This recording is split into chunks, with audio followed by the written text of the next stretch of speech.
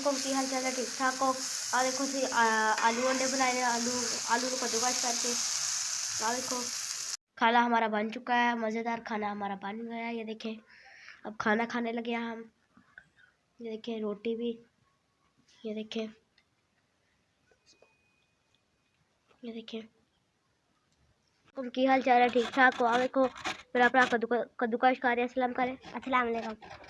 और देखो कद्दूकस खा रहे हैं, अभी मूली के पराठे बनाने लगे हैं जी। और देखो ठीक हो। थारे चैनल नू लाइक कर दो, शेयर कर दो, सब्सक्राइब कर दो।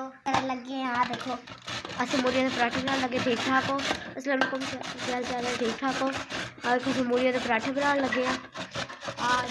अभी धनिया भी करना है। देखो कितना सारा धनिया भी माशाल्लाह कितना और देखो